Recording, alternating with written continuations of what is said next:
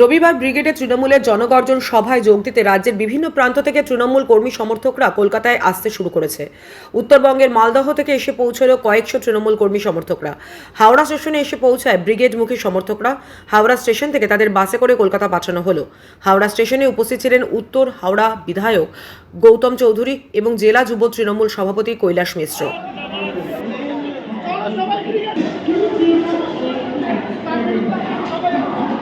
ভাই ভাই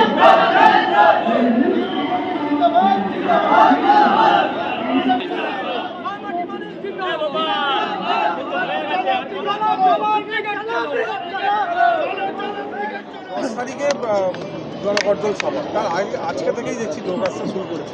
দেখুন, শুধু হাওড়া স্টেশন না, শিয়ালদা, হাওড়া স্টেশন, কলকাতা স্টেশন, প্রচুর মানুষ আসতে শুরু করেছে। বাসে করে মানুষ আসতে শুরু করে দিয়েছে।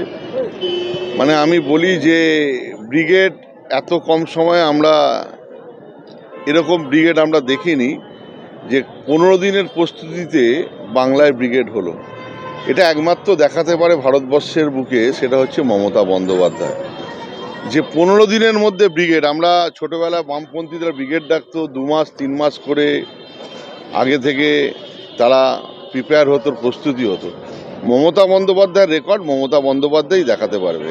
এ তো সবে শুরু হলো। আপনারা দেখুন হাওড়া স্টেশনে আজকেই প্রায় এই মুহূর্তে আমাদের কাছে যা খবর আছে প্রায় 15,000 লোক সারাদিনে আসবে।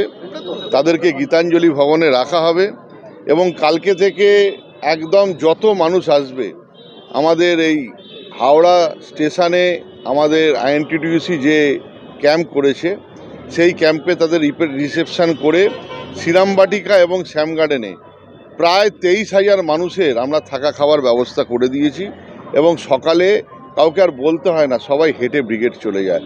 এর নাম মমতা বন্দ্যোপাধ্যায়। কোলে বাচ্চা নিয়ে আসে, মা তার সন্তানকে নিয়ে আসে, পুরো গ্রামকে গ্রাম দরজা বন্ধ, সবাই উজাড় করে মানুষ চলে আসে। এটা মমতা বন্দ্যোপাধ্যায় না ডাকলে হয় না। এবং অভিষেক বন্দ্যোপাধ্যায়ের সেনাপতিত্বে যেভাবে আগামী দিনে লোকসভা লড়াই শুরু হয়েছে আমাদের, আমরা নিশ্চিত এই লড়াই আগামী দিন 10 তারিখ ব্রিগেডে সারা ভারতবর্ষ তাকিয়ে দেখবে। আজকে রাজস্থান বলুন, আজকে সাউথ বলুন, আজকে কেরল বলুন, আজকে গুজরাট বলুন, বিহার বলুন, সমস্ত মানুষ তাকিয়ে রয়েছে নরেন্দ্র মোদীর বিরুদ্ধে একটাই নেত্রী, তার নাম মমতা বন্দ্যোপাধ্যায়। সেটা ব্রিগেডে প্রমাণ করবে। আপনারা দেখছেন নিউজ প্রাইম টাইমস। সঙ্গে থাকুন এবং দেখতে থাকুন নিউজ প্রাইম টাইমস।